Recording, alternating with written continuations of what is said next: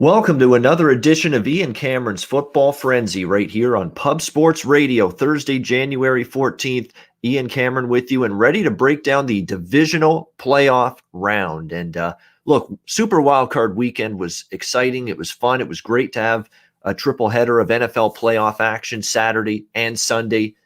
You're only going to get 4 games, 2 on Saturday, 2 on Sunday this weekend. But what I do like about NFL divisional playoff weekend this weekend is we've got the best teams now getting into the mix when it comes to playoff action.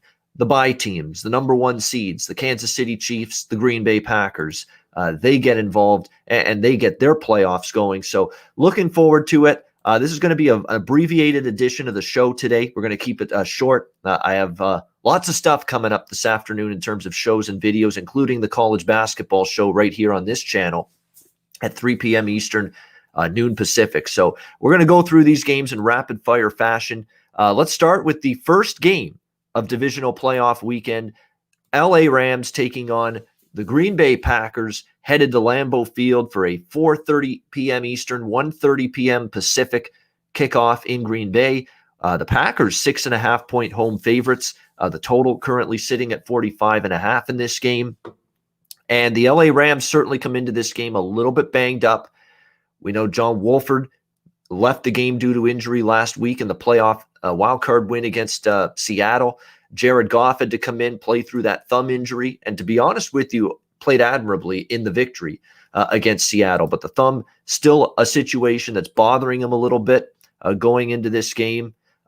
We know that Jared Goff now is, and this Rams team overall, they're going now to a colder weather environment in Green Bay, outdoors in January. Not necessarily a situation that has been good for Goff and good for the Rams offense in the past. In fact, Goff, you look at his numbers, 47% completions, no touchdowns, 5 interceptions, 34.5 passer rating in 2 games in his career where the kickoff temperature was at or below freezing, which is 32 degrees Fahrenheit. So that's the concern. The good news for Goff and the Rams is they might get a little bit of a respite when it comes to temperatures for this game. The look-ahead forecast for Lambeau Field at Green Bay on Saturday is saying we could get milder than normal temperatures for mid-January.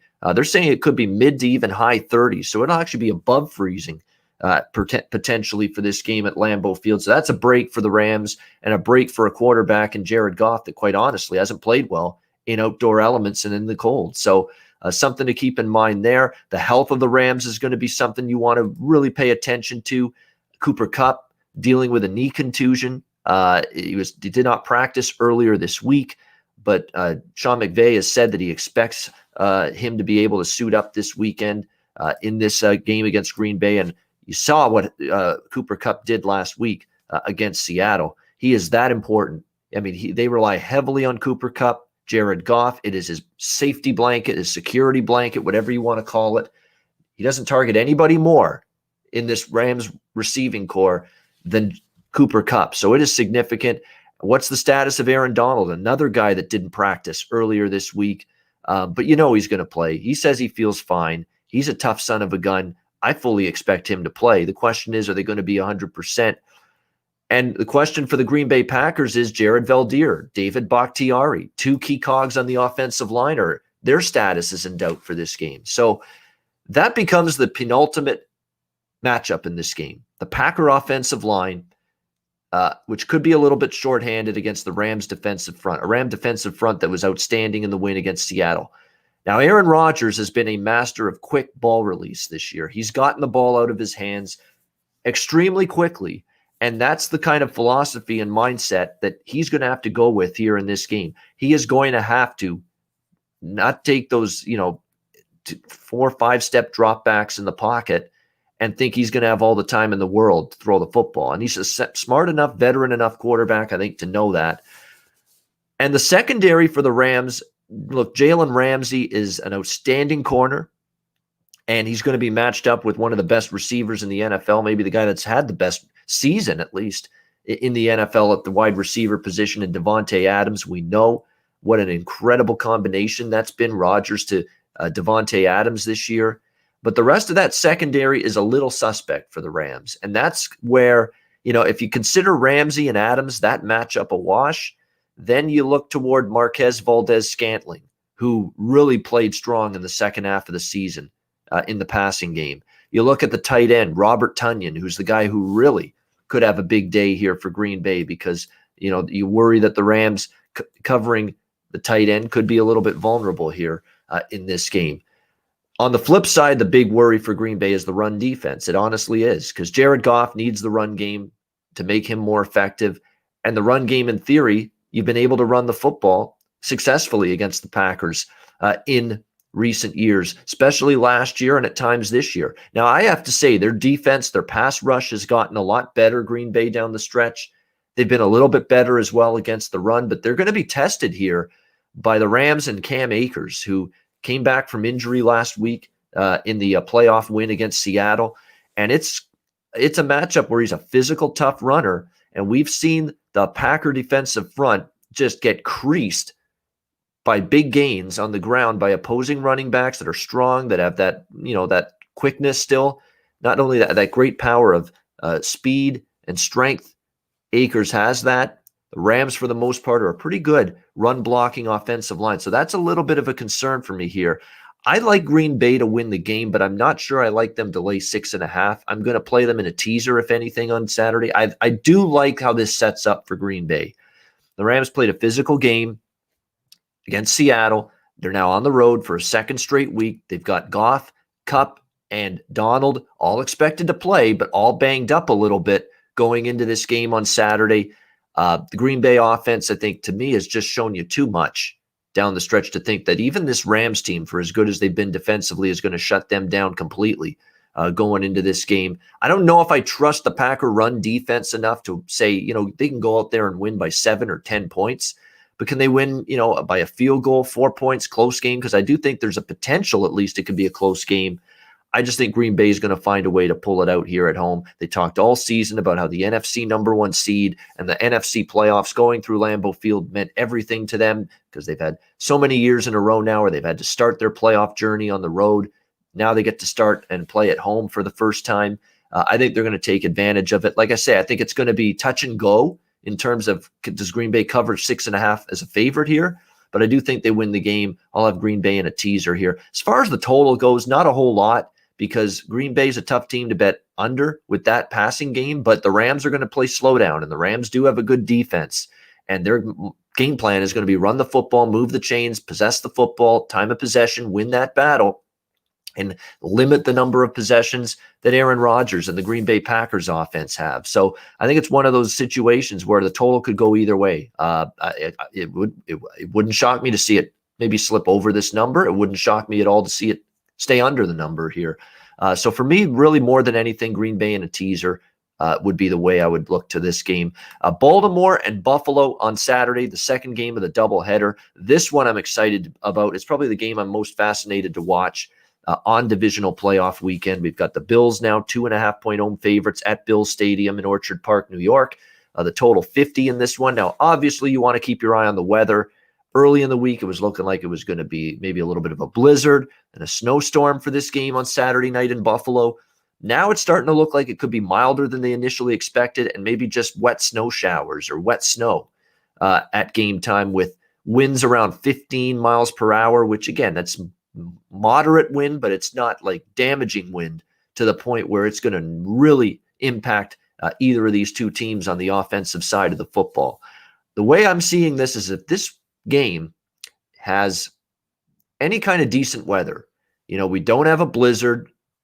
Although snow to me doesn't impact totals and scoring as much as wind, but if the wind in particular, it's not going to be cold, by the way. It's going to be pretty mild for Buffalo in January, just like it was last weekend when the Bills hosted the Colts. It was a very mild day for a football game outdoors in Buffalo in January. It's looking like the forecast is going to be that same way here in this game against the Ravens. If the weather's even just halfway decent, I think this game's got a good chance to go over the total. Total sitting at 50 right now, and a little bit of a lower total than last week with the Bills when they played the Colts. Remember, that total was 51.5, 52 most of the week, and the game landed right on 51 points when it was all said and done. 51 points in this game would cash your over ticket. I think it's got a chance. The way I see this matchup and break it down, you've got both offenses that have the better matchup here against the opposing defense. What's the one concern you have for Buffalo's defense?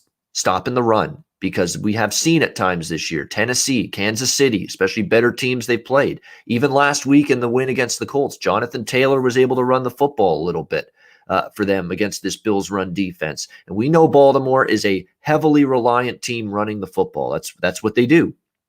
And Lamar Jackson in quarterback draws, Lamar Jackson in the RPO game, hand off to J.K. Dobbins and Gus Edwards, the two running backs. It is a run-heavy offense. I'd say 80 to 90% of this Ravens offense is running the football. We saw it last week against Tennessee, and in my opinion, they could have some success doing that here against the Buffalo Bills, because they are that team where the strength, I think, of their defense is pass rush. The strength of their team is the secondary, led by Trey White, who is one of the better cornerbacks in the NFL. But if running the football against the Buffalo Bills, you can do it, especially if you're a good run team, and the Baltimore Ravens are that. On the flip side, the Baltimore run defense is pretty solid.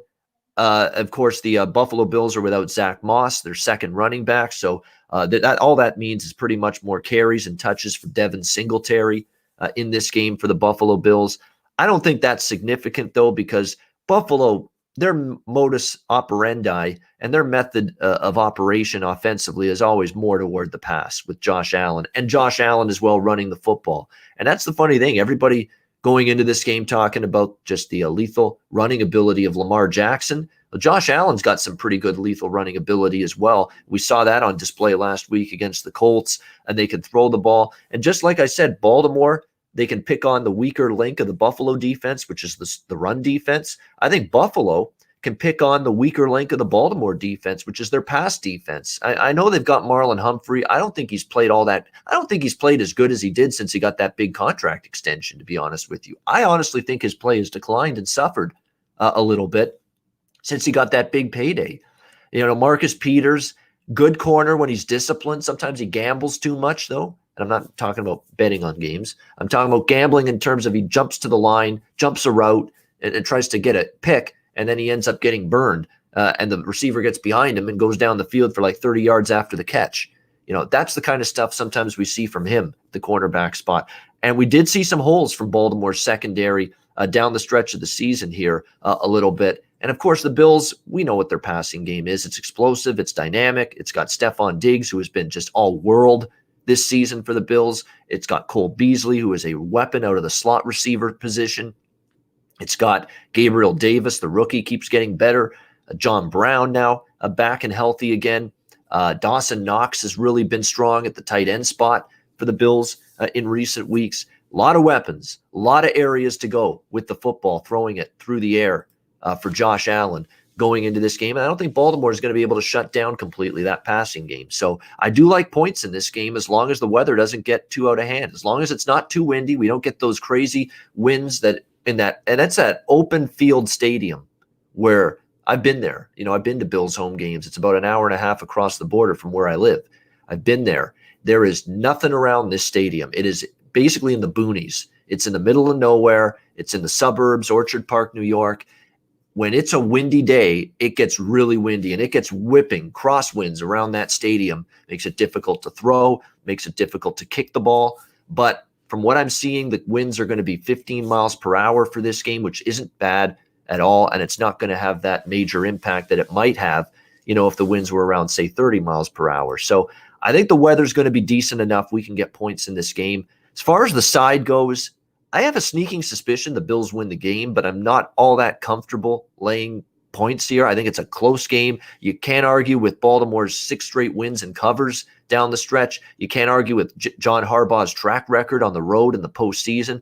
Not just good. They have been awesome against the spread in the playoffs, this Baltimore Ravens team for the last decade under John Harbaugh. They have been a point spread machine on the road. I think the best way to tackle this game from a side perspective, because I don't feel good either way about taking 2.5 with Baltimore or laying 2.5 with Buffalo, put Baltimore on a teaser. That's what I'm going to do. I've got a Saturday teaser in play for this NFL divisional round.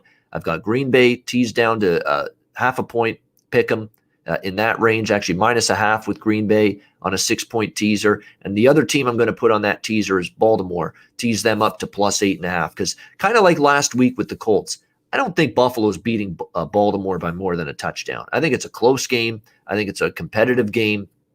I think it's a back and forth game.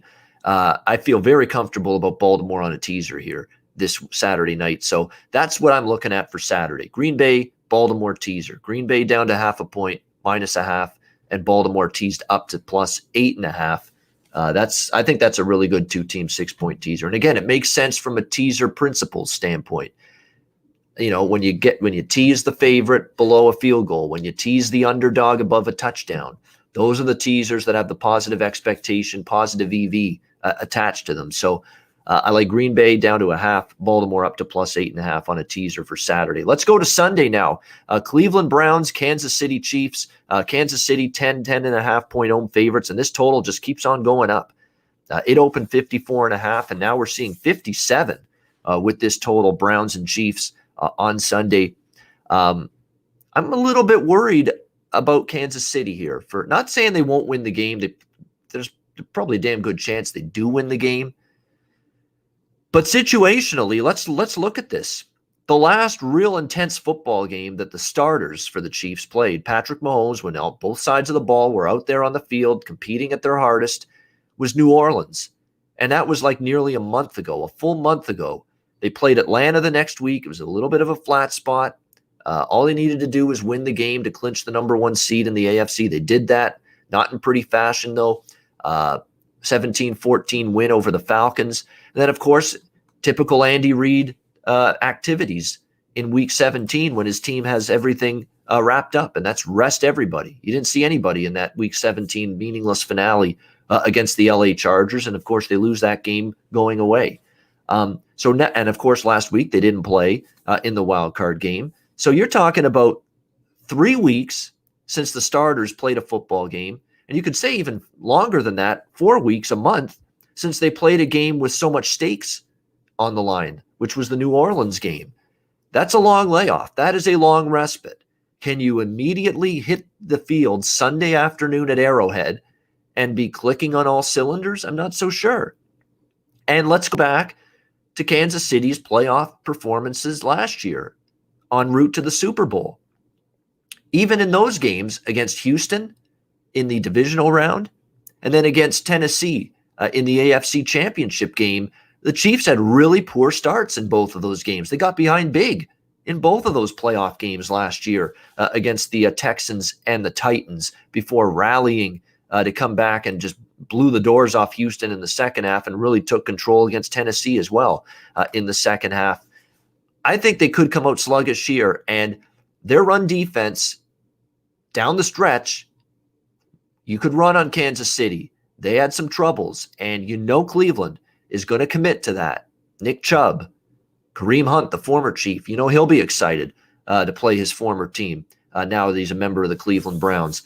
I think the run game with that two-headed running back tandem of Chubb and Hunt, it can work for a little bit against Kansas City. Now, you worry about Cleveland from a couple of aspects. What's the status of the offensive line? It was banged up last week. They gutted through that game in impressive fashion. Their secondary was really, really shorthanded. They had neither of their starting cornerbacks in the game when it finished against Pittsburgh last week, yet they still won the game. The good news is Denzel Ward, and he's the key. I mean, it's not even close. It's not even an argument. He is by far their best cornerback and best player in that secondary, and it looks like Denzel Ward is going to play on Sunday for Cleveland here in this game. That's significant. You need him in there.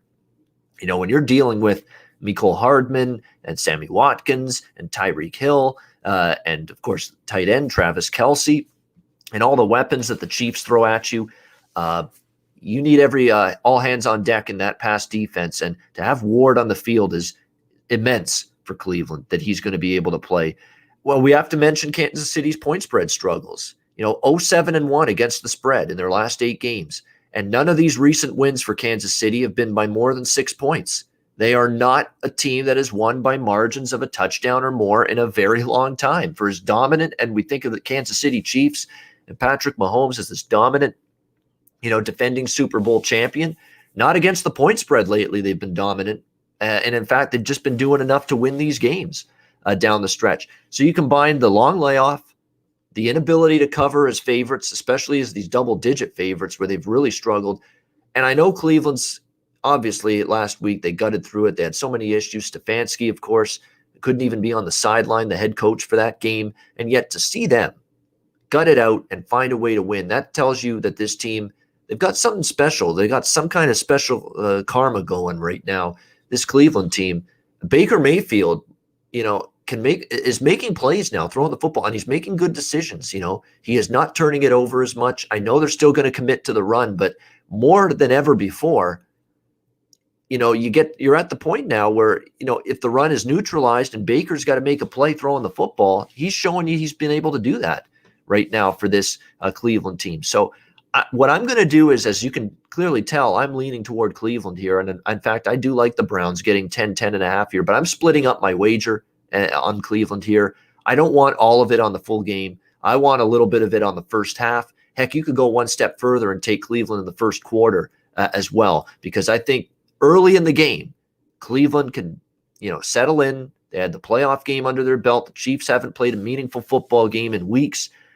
I would absolutely want Cleveland first half, Cleveland first quarter as well, in addition to full game, because I think, believe it or not, the greater advantage that Cleveland has in this game might be early in the game, the first 30 minutes of it before Kansas City wakes up. And keep in mind, we did see Kansas City wake up last year in the 2 playoff wins at home at Arrowhead. The sluggish start against Houston, sluggish start against Tennessee, but boy, they woke up big time in the second half and they ran away with it. See, part of me worries that might happen here as well. So that's why I wanted to split it up. Not put everything in the full game on the Browns, split it up, go first half and maybe even first quarter as well on the Cleveland Browns side.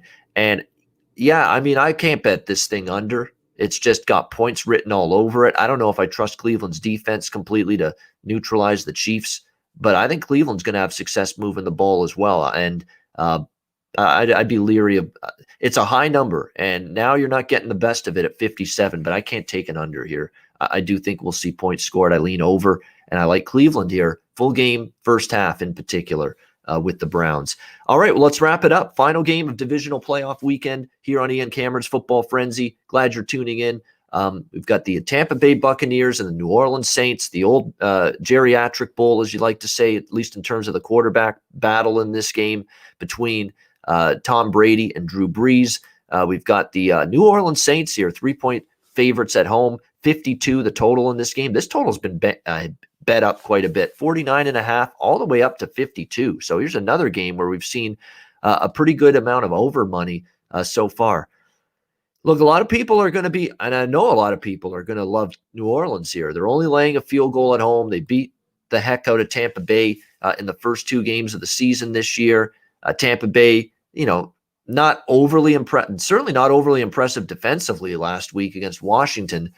Taylor Heineke had a great deal of success moving the football against the Buccaneer defense. But Tampa Bay's offense was the bright spot against Washington. That was a pass rush that was supposed to cause them trouble, because pass rushes and defensive lines like the one Washington had last week, they've been causing Tampa Bay all kinds of trouble this season.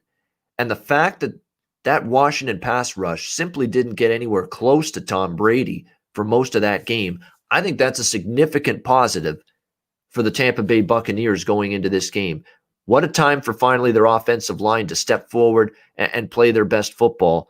And I think that is going to be something that gives them offensive confidence going into this game against the New Orleans Saints. Now they're playing another excellent defense, another very, very good pass rush. There's no question about that. And they'll be tested by that one more time, this offensive line. And people will go back to the first 2 meetings and said, well, you know what? New Orleans defense devoured Tom Brady and this Buccaneers offense in the first 2 games. New Orleans clearly was better than Tampa Bay both days.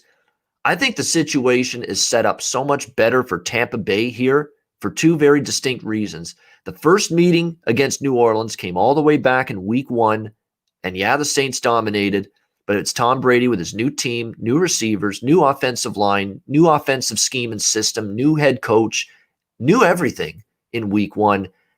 Just a really bad time to be playing a good team like the New Orleans Saints, and it showed. The second meeting against New Orleans was a Sunday night game following a Monday night game the previous week for the Tampa Bay Buccaneers. So a short week, and you had to play the Saints, and they got dominated. There's no question. But the scheduling situations were dubious. They got New Orleans in week one with a brand new look, brand new faces, brand new quarterback, brand new everything. And then the second time they played New Orleans, they was on a short week with travel. So to me, I look at it and say Tampa Bay is in a much better setup here. Now it's the third time. You know what the Saints are going to do defensively. You figured out blocking schemes and pass protection schemes that worked last week against a defensive line that is similar to the one you're going to see on Sunday. And I know the Saints, it's going to look good on paper. The nice win against Chicago last week. Saints look great. Saints are ready to shake the playoff demons of the last few years where they've been bounced in either the divisional round or the NFC Championship game or the wild card round like they were last year. But let's hold the fort on praising them too much for the Chicago win. Chicago had so many opportunities to cash in with points in the first half. Turnovers by Mitch Trubisky, a drop touchdown in the end zone by Javon Wims, which really, really crushed any sort of spirit and momentum for Chicago. That drop touchdown in the end zone, which could have made it 7-7 at the time, and really maybe would have given ourselves a game there last Sunday, and it completely flipped the momentum of the game. It did. And Chicago never truly rebounded from that. And to be honest with you, Saints offense didn't work for extended stretches against the Bears last week. They went through the entire first half, well into the latter part of the third quarter before their offense got going. And, the question you got to ask yourself is, can Tampa Bay's defense hold them down to that extent? Up front, I think they can. The offensive line for the Saints kind of struggled last week at times. And I don't know if I love this Bucs second. I know I don't really love this Bucs secondary. You can throw on them. But if the Bucs can get a pass rush, and Shaq Barrett came back for the game against Washington last week, they might be able to get in on Breeze here and be able to wreck that line of scrimmage and wreak havoc a little bit. As you can kind of tell, I'm leaning Tampa Bay. I wish I was getting more than this. I'm very disappointed New Orleans is only laying 3. You would think home field advantage, the number 2 seed, they beat Tampa twice, that the Saints should be laying more than 3 in this game, could be laying 4, 4.5 even. The fact that they're only laying 3 kind of disappoints me because I would have wanted to take more than a field goal with Tampa rather than just +3 in a situation now where they pretty much have to win the game or come very, very close if they're going to cover this number. But I think Tampa Bay, you can't go chalk all over the place because I think Baltimore's a toss-up. Green Bay, I think, is going to beat the Rams. The Cleveland Browns, I think, are going to give the Chiefs a game, but I can't say for sure the Browns are going to pull the upset, but I think they'll give Kansas City a game. This is the one where I could see the home team absolutely losing, and that being the Saints here. I like the strides in Tampa's offense. They're in a better situation to face the Saints in this game on Sunday than they were in either of the first 2 meetings against New Orleans. I'm leaning to Tampa Bay here, getting the 3 points against the New Orleans Saints in the final divisional playoff game this upcoming weekend. All right, that's it. That is the Ian Cameron's Football Frenzy show for this week. We've only got a couple more left. We've got 2 more. We're going to do Championship Sunday edition of the show next Thursday, 1 p.m. Eastern, 10 a.m. Pacific. And then 2 weeks from now, it's the Super Bowl edition of Ian Cameron. I should say 3 weeks from now because there's that 2-week break prior to the Super Bowl. We're going to have the Super Bowl edition of Ian Cameron's Football Frenzy. I am definitely looking forward to that. I'll absolutely be talking a lot of props when it comes to that Super Bowl edition of this show. Definitely looking forward to that. I'm a little bit more interested in the under now, EAB 1989, than initially. It's getting up there, 52. I mean, the Saints are a plodding pace offense. And in terms of pace, they run the football a lot with Kamara and Murray. A lot of the breeze throws are dink and dunk, short passing game. That's not conducive to totals like 52. if you're playing over. So I would lean under a little bit. Now we'll see if this number keeps creeping up. Might even bet it. If this number keeps climbing at this point with this total when it's all said and done. But thanks to everyone for tuning in. I appreciate it. We got a couple more weeks left of these shows. Reminder, I'll be back right here on Pub Sports Radio, 3 p.m. Eastern Time, noon Pacific, later this afternoon with Connor Mack for the college basketball closing time show. So make sure you join us for that. I'm Ian Cameron. Thanks for watching. Have a great day. Have a great NFL weekend. Enjoy the divisional playoff weekend, and good luck. Cash some tickets. I'll be back with you next Thursday right here at 1 p.m. Eastern, 10 a.m. Pacific on Pub Sports Radio, and we'll do it again with another edition of Ian Cameron's Football Frenzy.